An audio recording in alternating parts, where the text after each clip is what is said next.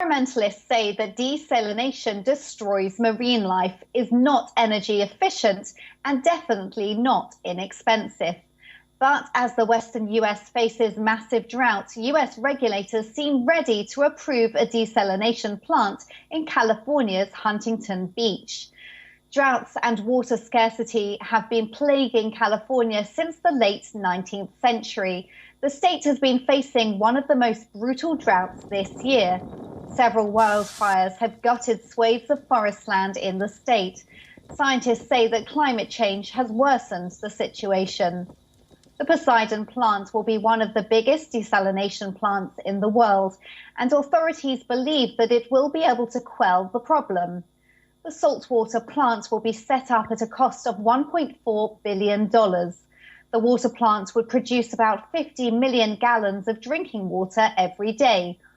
California's Coastal Commission is likely to vote in favor of the plant by this year's end. The Regional Water Board has given a permit to the firm, but on condition that it will raise its commitments to rehabilitate Bolsa Chica Wetlands Reserve and build an artificial reef.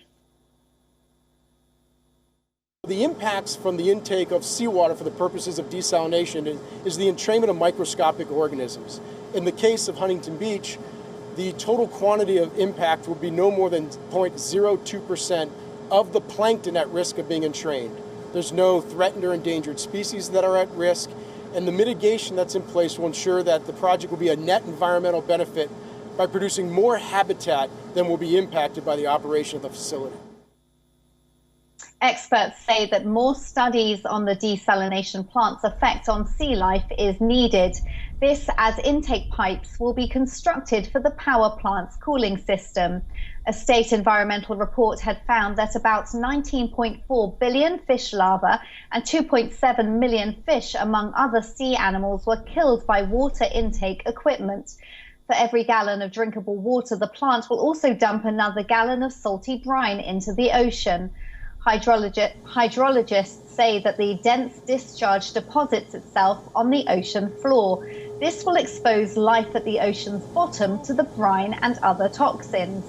As per a report by Santa Ana Regional Water Control Board, the water intake and discharge at Huntington Beach will kill almost 421 acres of ocean habitat.